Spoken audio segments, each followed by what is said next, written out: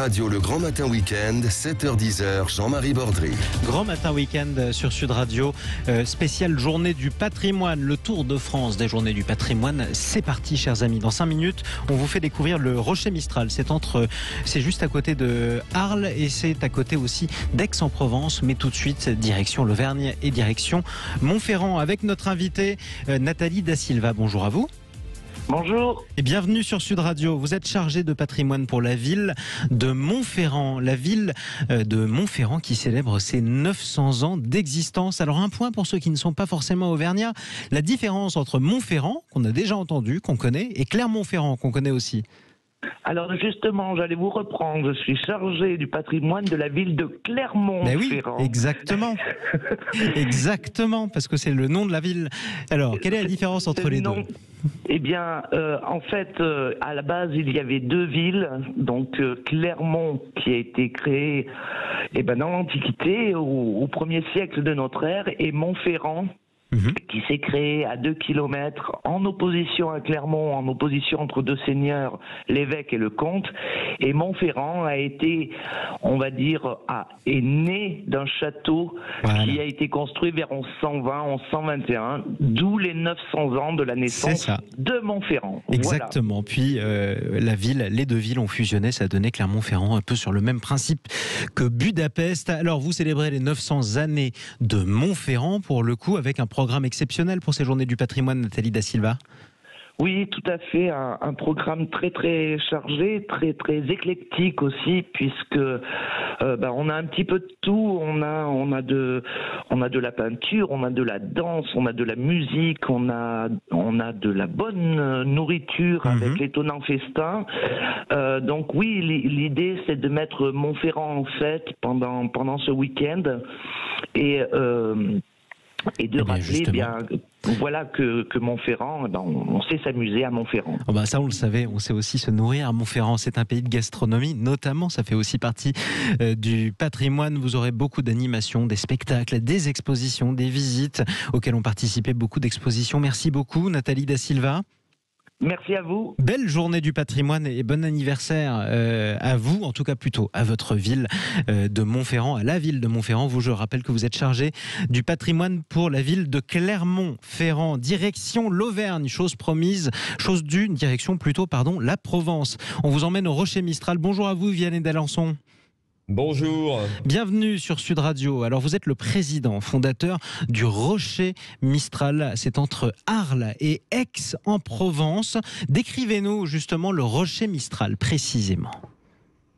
Alors le Rocher Mistral, c'est au cœur du plus vieux château de Provence, le château de la Barbain, propriété du roi René d'Anjou, de la prestigieuse famille de Forbin qui a fait rattacher la Provence au royaume de France.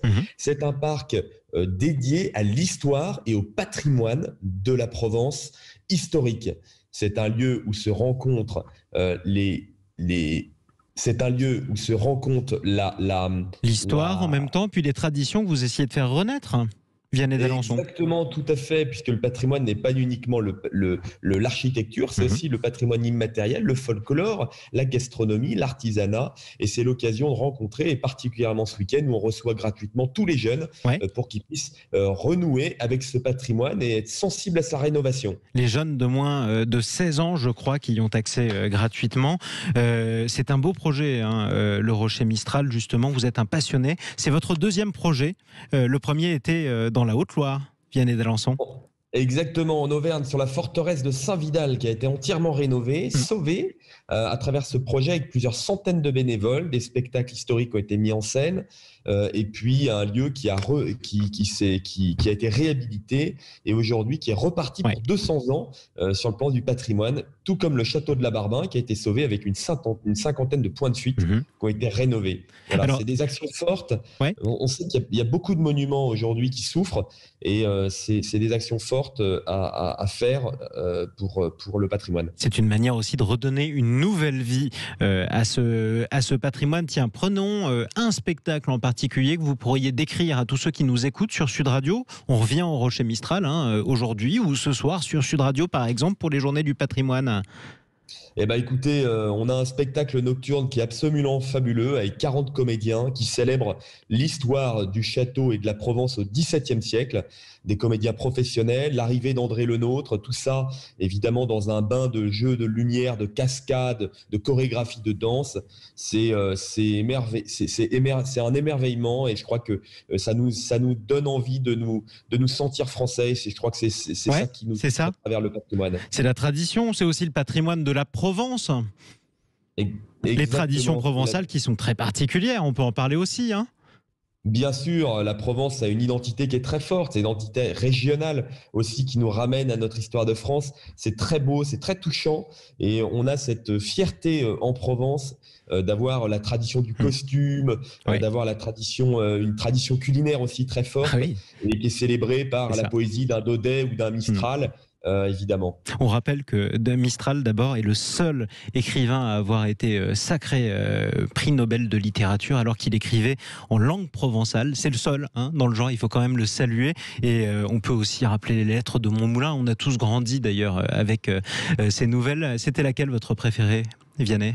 Moi, c'est celle, le poète Mistral, celle que Daudet a écrit en hommage à Frédéric Mistral. Et vous parliez des lettres de Montmoulin. Je crois qu'on a grandi avec les lettres de Montmoulin. J'ai l'impression que les jeunes d'aujourd'hui, à l'école actuellement, ne grandissent plus avec les lettres de Montmoulin. Et il faut absolument qu'ils apprennent les lettres de Montmoulin et qu'ils les lisent. Et qu'ils les lisent, surtout qu'ils les découvrent. Alors vous m'en pardonnerez, j'espère, Vianney d'Alençon. Ma préférée, c'était le curé de Cucugnan. Et Cucugnan, contrairement à ce qu'on pourrait penser, c'est dans l'Aude. C'est d'ailleurs la nouvelle des lettres de Montmoulin qui n'est pas tout à fait près de chez vous. Bref, le Rocher Mistral qui est magnifique, qui vous donne justement à redécouvrir ou à découvrir les traditions provençales avec des spectacles. C'est ouvert, on le rappelle, aux moins de 16 ans. Quelques conditions pour y entrer quand on a plus de 16 ans. En quelques mots, Vianney d'Alençon? Écoutez, c'est un plein tarif à 24 € et c'est ouvert tous les week-ends et toutes les vacances scolaires durant toute l'année hors janvier, février, mars. Profitez du patrimoine qui ouvre ses portes autour de chez vous. Faites vivre aussi la culture, vous tous qui nous écoutez sur Sud Radio. Belle journée du patrimoine à vous, Vianney d'Alençon en tout cas. Et merci justement de redonner vie aussi à tout ce patrimoine médiéval qui peuple notamment les paysages de la Provence. Une autre région qui nous est chère sur Sud Radio, c'est la région autour de Figeac. Bonjour à vous, Céline Ramiot. Bonjour. Bienvenue sur Sud Radio. Vous êtes directrice du musée Champollion, les écritures du monde. C'est à Figeac. On a changé de côté du sud de la France. Alors Champollion, c'est Jean-François Champollion. On rappelle qu'il avait décodé les hiéroglyphes égyptiens grâce à la pierre de Rosette. Musée des écritures que vous dirigez, Céline Ramiot, c'est-à-dire les écritures. Alors effectivement, c'est un musée on est le seul musée d'ailleurs actuellement au monde à parler de l'histoire des écritures du monde. Donc depuis l'invention de l'écriture, il y a plus de 5000 ans, jusqu'à aujourd'hui, les usages de l'écriture et tout ça à travers le monde. Tout ça autour de la figure de Champollion. Voilà, autour de la figure de Champollion. Alors, le musée des écritures, juste à côté, la place des écritures. C'est l'enfant du pays à Figeac, Jean-François Champollion.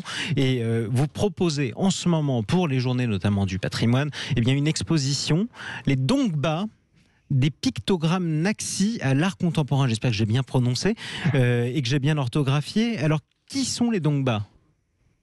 Alors, les Dongba, ce sont des prêtres justement de la culture Naxi, qui est une des minorités chinoises qu'on trouve dans le sud-ouest de la Chine.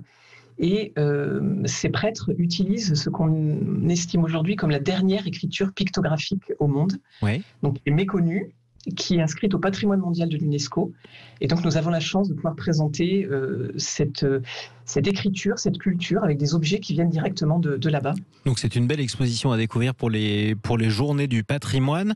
C'est quoi, vous avez parlé d'écriture pictographique, c'est quoi la différence avec les idéogrammes qu'on peut connaître en Chine ou au Japon par exemple ? Alors, les écritures pictographiques sont vraiment basées sur le dessin, donc dessin très représentatif. Donc, c'est une écriture très imagée, beaucoup de personnages, d'animaux mystiques. Comme les hiéroglyphes de Champollion, quoi. Voilà.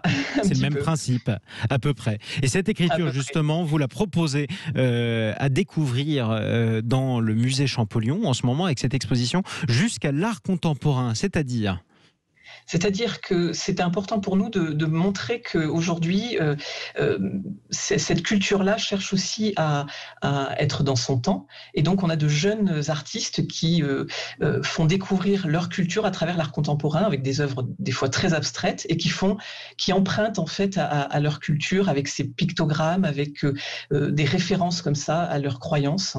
Donc voilà, on part des prêtres, on parle de ce lieu jusqu'à l'art contemporain. Vous nous faites visiter aussi Figeac, Céline Ramio? Oui, Figeac, qui est une très jolie ville médiévale qui a été restaurée depuis plusieurs années, donc qui garde cette authenticité et en même temps un art de vivre très appréciable, typique du Sud-Ouest. Nous avons effectivement la place des Écritures juste à côté du musée avec une très grosse reproduction de la pierre de Rosette réalisée par l'artiste Cossut, qui s'intègre comme ça dans la ville. Beaucoup de bâtiments médiévaux, des petites places charmantes, plein de visites à faire ce week-end. C'est une ville qui mérite à elle seule de faire un tour. Si on est dans le Lot, pas très loin justement, pour les journées du patrimoine. Céline Ramio, comment s'est passée la première journée? Est-ce que les Français étaient contents de revenir chez vous, eux qui ont été privés de musée pendant si longtemps l'an dernier? Oui, effectivement, on sent que les gens ont ce besoin de retourner au musée, besoin de culture et ont le plaisir de revenir. Ouais. Donc on avait du monde, il ne faisait pas très beau, mais voilà, les gens étaient heureux d'être là. On était en tout cas à l'intérieur. Moi, je pose cette question sur le Twitter de Sud Radio, Céline Ramio, à tous ceux qui nous écoutent et qui peuvent voter aussi. Pensez-vous que le patrimoine français soit assez entretenu? Ils répondent non à 90% d'entre eux. C'est comme s'il y avait une inquiétude des Français. Est-ce que vous la comprenez ou pas, cette inquiétude en général sur le patrimoine au sens large, pas seulement sur le musée, sur les musées et encore moins sur le vôtre?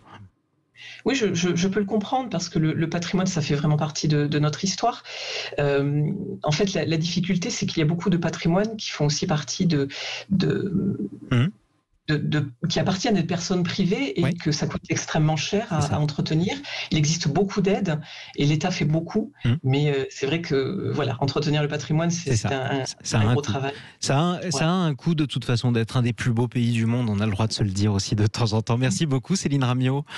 Merci à vous. Merci à vous et je rappelle à tous ceux qui nous écoutent sur Sud Radio, si vous êtes dans le Lot, vous pouvez passer par Figeac aujourd'hui pour les Journées du patrimoine, à la découverte de cette exposition au musée Champollion au sujet des pictogrammes Nashi et de l'art contemporain. C'est de la culture Dongba, c'est dans l'ouest de la Chine. Merci beaucoup Céline Ramio, directrice du musée Champollion, les écritures du monde à Figeac. Restez avec nous sur Sud Radio les amis, les Journées du patrimoine continuent sur Sud Radio et dans